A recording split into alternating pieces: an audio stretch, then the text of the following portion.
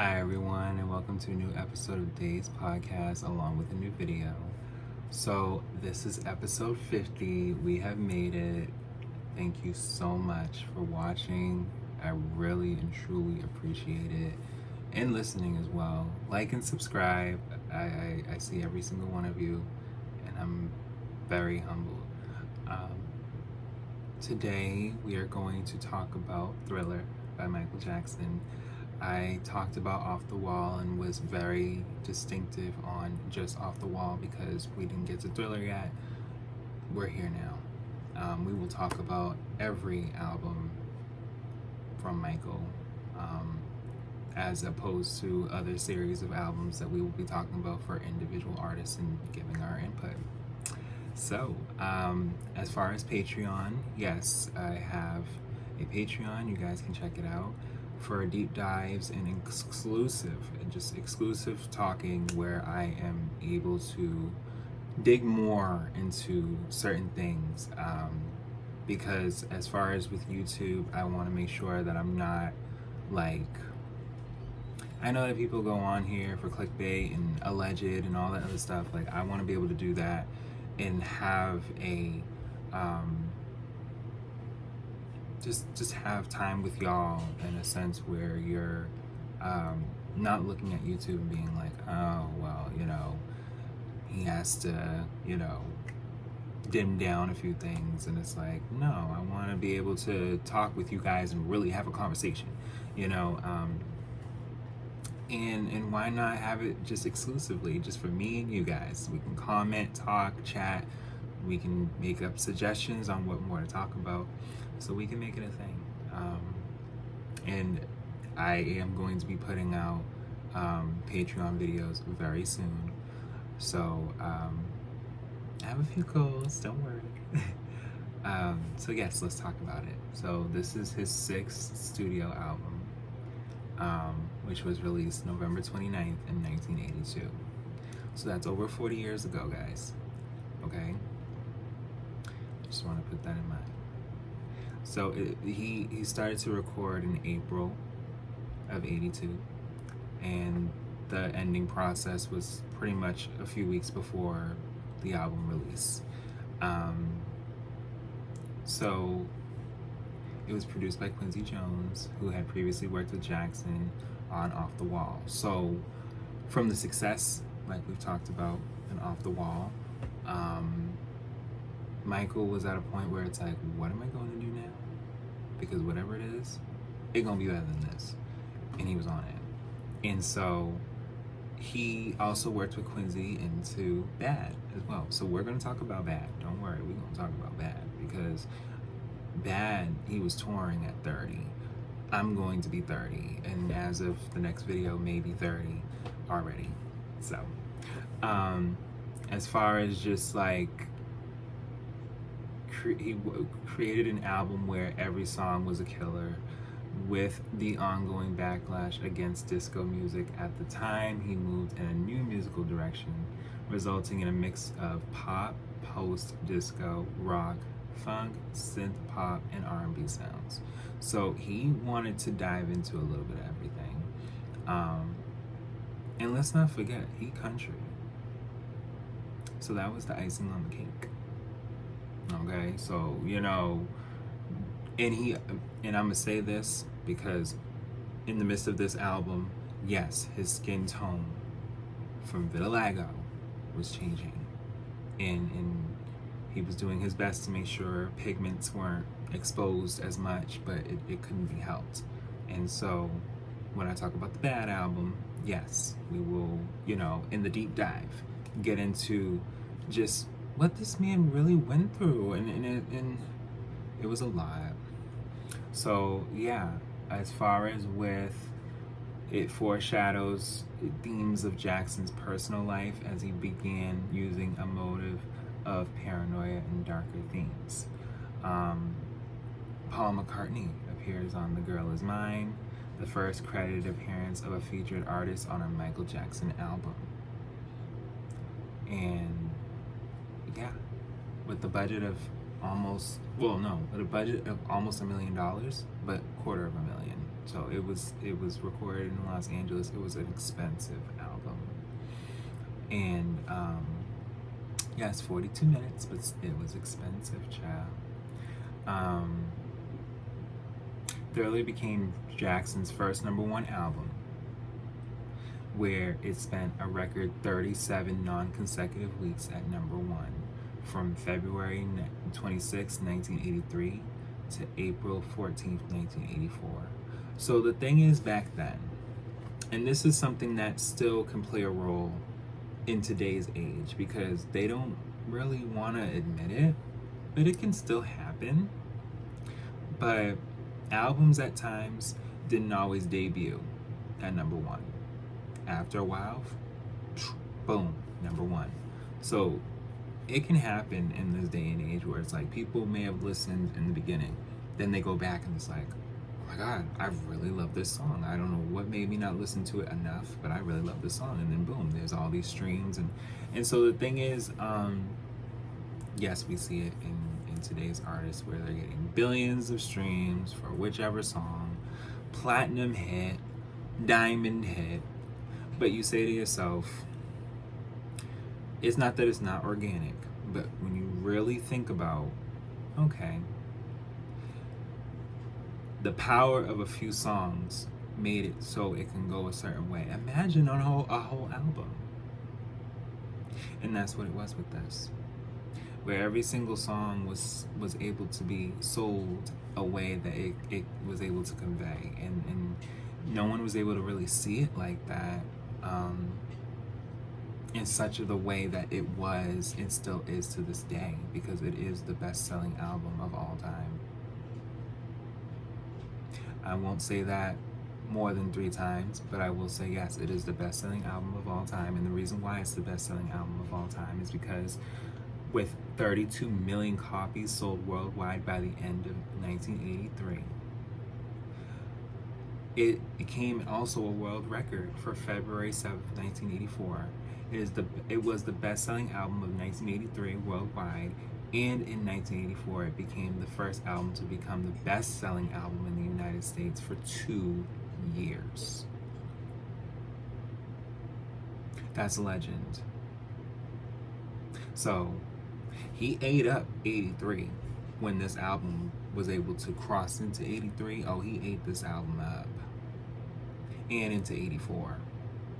And mind you, singles were coming out, but at times when he, was making sure they would listen. When you look at the singles, the first one is The Girl Is Mine. That's before the album drops, and everyone's like, oh my God, Paul McCartney? The Girl Is Mine. Oh, what? Are you serious? He is on this track? This is legendary. And, with Billie Jean coming on after the album is dropped, it's like, okay. There's moonwalking. Wherever he walks, it lights up. He's dressed.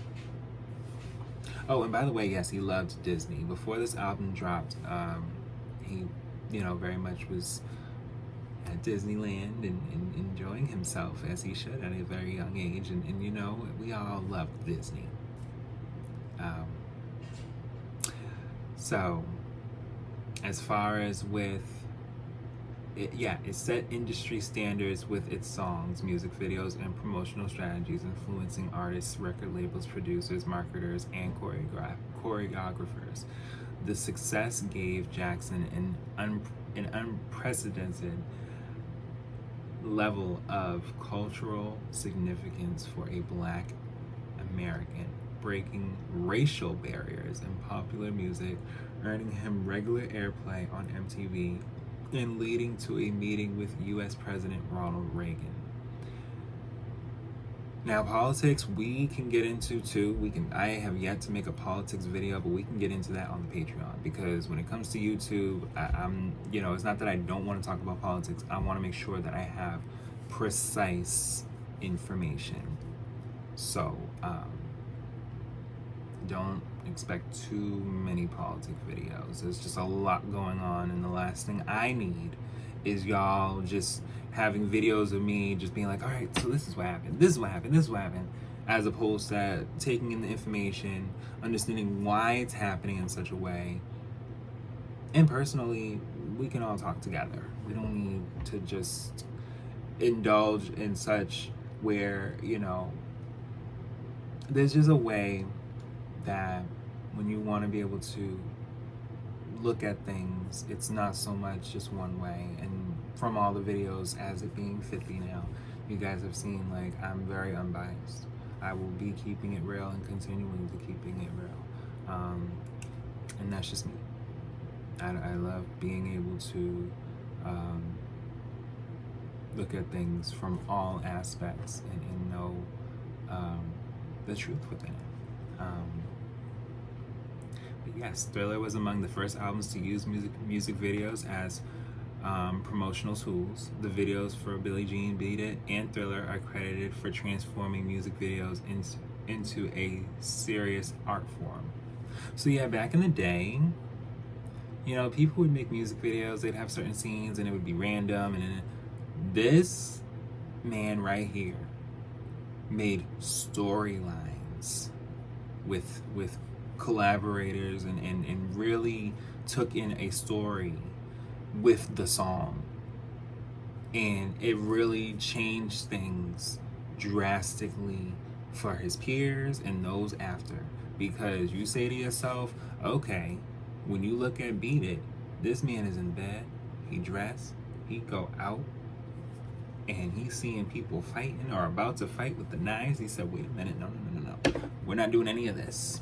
We're not doing any of that. We're not doing any of that. We're dancing. We're gonna have peace. And if you don't like it, you need to go. Oh Lord, yes. We would that's my take of it. Everyone has a different take, but I just said to myself, like, from the way the album begins until it ends, it's no skips. No skips. At all.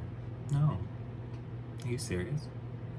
Thriller is the best selling album of all time, having sold between 70 to 100 million copies worldwide. It is the best-selling non-compilation album and second best-selling album overall in the US, and was certified 34 times by the Record Industry Association of America in 2021. It won a record-breaking 8 Grammy Awards at the 1984 Grammys, including Album of the Year, Best Pop Vocal Performance, Male. Beat It won 2 Grammys for Record of the Year and Best Rock Vocal Performance for Male. And Billie Jean won 2 Grammys for Best R&B Vocal Performance, Male, and Best Rhythm and Blues Song. Jackson also won a record-breaking 8 American Music Awards at the 1984 American Music Awards. The album has been a frequent inclusion in lists of the greatest albums of all time. In 2008, it was inducted into the Grammy Hall of Fame. In the same year, the Library of Congress added it to the National Recording Registry of culturally, historically, or aesthetically significant recordings. So it's just the best album of all time. You just don't not know it. You know this song, you know this album, you're just here. He broke barriers that needed to be broken all around, because there's so many different artists that, whether they may not look up to him, they have a sense of what they want to do. And creatively, back before Michael made this album, there wasn't always like a storyline to videos. There wasn't a piece to a puzzle with the song, as opposed to it being performed live a certain way. He really brought out the theoretics.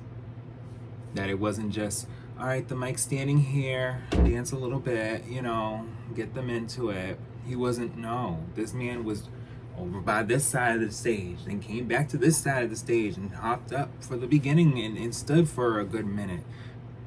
Like, he was a big deal and is still to this day. But yeah, when Jackson turned 21, he, you know, he wanted to be the biggest and wealthiest star in show business. Yeah, that's what he wanted to tell him. He was upset about what he perceived as the underperformance of Off the Wall, feeling it had deserved the Grammy Award for Record of the Year. So at that time, the years between Off the Wall and Thriller were a transitional period for Jackson. Like I said, a time of increased independence. And we all kind of go through that in different times of our lives, some earlier than others. And you say to yourself, at such a big magnitude of where he was going, what do? Because Off the Wall is great, but he was like, no, they don't think this is great. I have to prove more. The period saw him become deeply unhappy. Jackson said, even at home, I'm lonely. I sit in my room sometimes and cry. It's so hard to make friends. I sometimes walk around the neighborhood at night, just hoping to find someone to talk to, but I just end up coming home. So it's not that people weren't loving Off the Wall and he wasn't doing so great. It was like, all right, you did this movie, you did this great album, now what? And at that time, you know, yes, the 70s going into the 80s, people were still cutthroat in the music. And they were like, all right, you did great, come back. Like, what? Did you not hear me? Just don't stop till you get enough. I can't help it. She's out of my life. This isn't enough. And to be honest with you, it even comes from a place from childhood where you say to yourself, I sung ABC. I want you back. Oh yes, I'm taking it all the way there. Yes, he did. Yeah, that's what I would feel if I'm walking at nights on end and feeling uncomfortable, because it's like, it's not that I don't have money, it's not that I can't make friends, but there's not so many people I would want to trust. And in your early 20s, that's serious. That's real serious. And not everyone in their early 20s thinks that deep. Let's be all the way real. There's people that in their 30s will get that far and be like, all right, you know, where's my life going? I'm gonna see me out, and you don't gotta worry about that, y'all. 30 is not changing what 29 has done for me, what 28 and before has done for me. I am very much here at whatever age I am here, period. So, like I said, as far as with,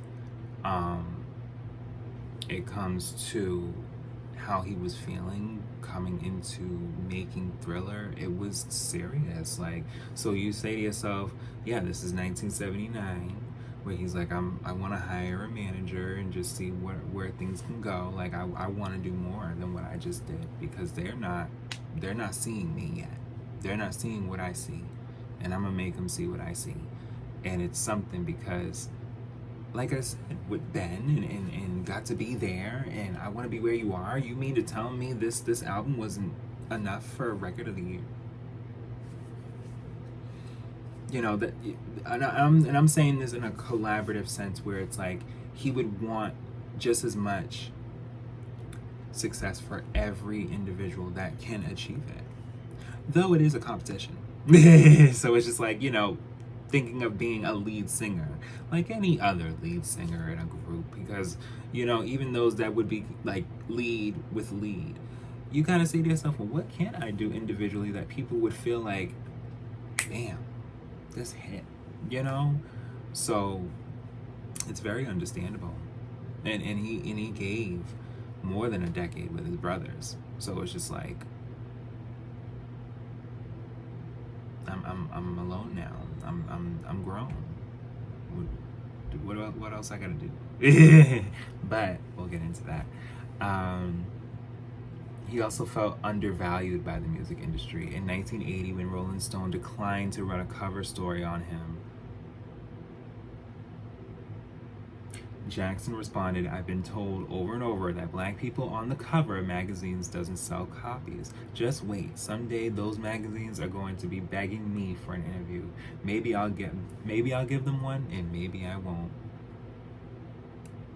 This man was fueled with so much. Just for his next album, Jackson wanted to create an album where every song was a killer. He was frustrated by albums that would have one good song and the rest were B-sides. Why can't everyone be a hit song? Why can't every song be so great that people would want to buy it if you could release a single? That was my purpose for the next album. So he really wanted every single song individually to hit, and he did that. And I feel like that's probably why the album was so small. So yeah, the lyrics, they talk about, see, wanna be starting something climaxes into an African inspired chant as Swahili that actually is syllables based on Douala, giving the song an international flavor. So yeah, like he brought it black right when it started. Right when it starts. He wanted the people to know, as you're gonna get into this album, you're gonna just love it. But I'm black. And yes I am. No matter what happens. He said that. He wanted to make sure he said that. And just with that, just with that opening song, just with that alone, like from here on out, if Off the Wall didn't let y'all know, even from my previous albums, with and without my brothers, if those did not let y'all know, this will. Thriller foreshadows the contradictory themes of Jackson's later works. With Thriller, Jackson began using a motive of paranoia and darker themes, including supernatural imagery in the title track.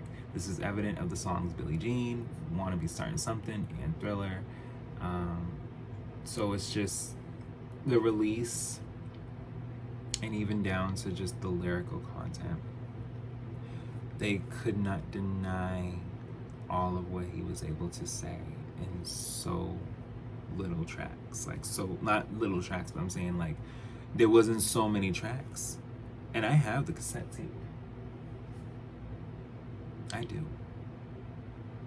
It's a little smudgy, but it's like a beige color. So anyone that knows about that cassette tape from back then, they know. And yes, there's about 4 or 5 tracks on one side, and then the other is the rest, because there's 9. So I believe there's 5 tracks on. If it's not 5 tracks, it's 4 tracks on one side and then 5 on the other. So that's how I know, and that's how you know I'm a real fan, because and then if it's 5 tracks on one side and then 4 on the other, then that would mean that no, because I think Thriller ends that part 1, and then you go right into Beat It. Yes, so it's 4 tracks on one side and then 5 on the other. Yep, that's how I remember. Yep. So yes, let's look into the tracks here. Let's see what we know this album for, because it was reissued, of course, for anniversaries throughout the years, and I'm very appreciative of the bonus tracks that we didn't get to hear. And there's many more tracks out there, well, not out there, but I'm saying that are, in the vault. But Wanna Be Starting Something, the first track, he wrote it, and it's 6 minutes long, so it's giving a similar feel to how Don't Stop Till You Get Enough, where it's that long, and yeah, why not? And he said, uh, like, just there's just so much that he says in that song, and it gets you up, it gets you moving, and just it gets you moving. Baby Be Mine, that is a personal favorite, one of my personal favorites, because there's so many favorites I have from Michael, but that's one of my personal favorites. It's a B-side, of course, which I feel could have had more, people could have loved it a little bit more. Like, it's all that time. It's just and he was really going through it. As long as we believe in love, like, you'll get me singing around here. But yeah, he did so well. He did so well. Show me how it should be. I'm sorry. Say you're thinking of me. Oh my God, he says it. He says he just so much is he's just very cohesive. Oh my goodness. Yes, The Girl Is Mine, which was the first single. Now, that was very well for him, because he worked with Paul McCartney before. I'm not sure if it was before this or after. May have been right in the midst. But, you know, saying, and listen, get into his music, please. Thriller. Like, so the thing is, with, not to go over with The Girl Is Mine. The Girl Is Mine is very sweet. It's very serenading. And I love the fact that he had a duet. Mine. Yeah, see, I didn't want to let y'all go, and then no.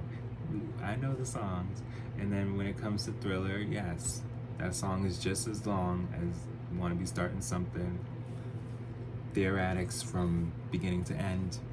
Like, you are in the thriller. Like, you're in the moment of things. Just everything. It's close to midnight, and in all honesty, it actually is from doing this recording. I'm sorry, but yeah, no, it just resonating with the album. But yeah, the way that the videos shape everything. So when you get this far into the album, the first video, of course, would be Thriller, and then Beat It and Billie Jean. So those 3 tracks, you know, will, of course, those were the 3 tracks that had videos. So with Thriller, of course, a very legendary video. So much going on. He's just giving constant choreography, makeup, just ghoulish, just listen, going off. And Beat It that's the rock anthem for him, you know, in the beginning of his career, where it's just like, you know, I'm gonna have a guitar in here. We've had some, we gonna dip into some guitar and I'm gonna be screaming. I need some ad-libs going on. I need to make sure that they know what I'm talking about with this song. And with Billie Jean, same thing. They told stories that we still know to this day. And Billie Jean is not mine. Yeah, so the moonwalk. In the midst of all this going on, you know, just he knew he wanted to make a mark in the world, and he wanted to do it right. And with Human Nature, that's my favorite song. I have favorites, but that's like my favorite. Like, if you ask me, like, what's your favorite song from Michael? That one. Well, he's written other songs. I know. It's not often that you hear an artist who has written thousands of songs convey a song that was, as it's documented, for someone else. So it gives you that passion and that feel of the fact that, wait a minute, imagine if someone else was to do that exact song and it wasn't him. Would that be human nature? Or would it just be human nature in the midst of that artist? You know what I mean? So I appreciate that song, not just because it was a song that was the last piece of the puzzle, because originally we was gonna get Carousel. We was gonna get a whole different song, and there's the album. And when you look at Pretty Young Thing and how that comes in, and then you have The Lady in My Life, where it's just really chill. It's just ding ding ding ding ding. Just there'll be no. Oh, listen, don't get me. Oh my God. So it's just out of all those songs I just talked about. So yeah, with Pretty Young Thing, yeah, he goes off. He goes off, and I'll take you there. Yeah. Instead of I'll be there, I'll take you there. See, that's how you knew he was grown. He went from I'll be there to I'll take you there. Okay, I'm grown now. I'll be there is very friendly and companion. I'll take you there is friendly companion, and we doing some things in the midst of that because we got a lot going on, and I want to relieve. It's like, nah, but you guys know what I mean. He was letting us know that he is a mature man now. He is grown. And yeah, when I think of human nature, before I even talk about The Lady in My Life, that was the piece to the puzzle. That really was the balance to me for the album, because you say to yourself, we have The Girl Is Mine, which is very much serenading, but it's more, it's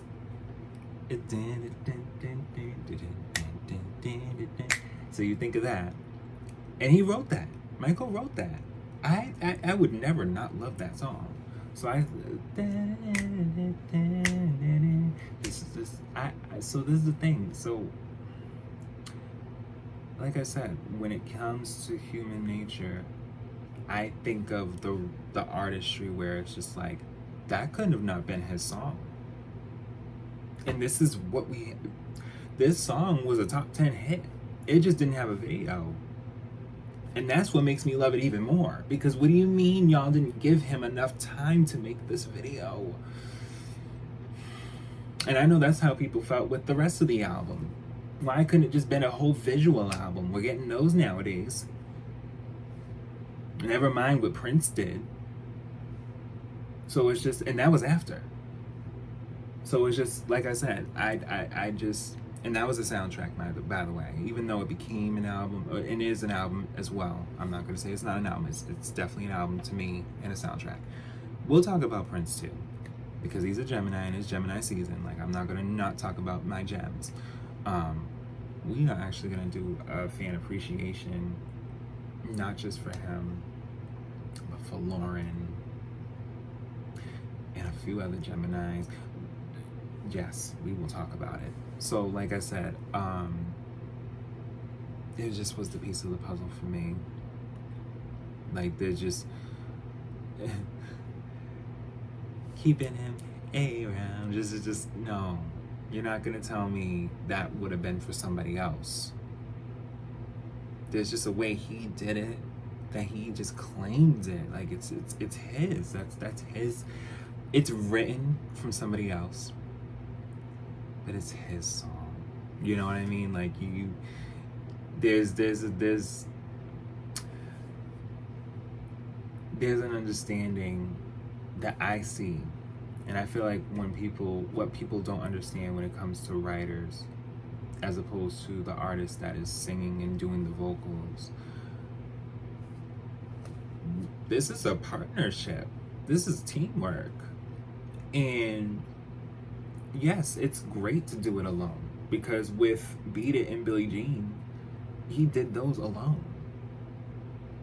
Though, when you have an unbiased mind, which is what I seen with this song, where, okay, it wasn't something that was expected to happen, but it's happening. And we're gonna see how it goes. And there's takes of him doing the song over and over, and each time it's different, and you say to yourself, wow, they had to take different takes, could put it into one, and it's beautiful.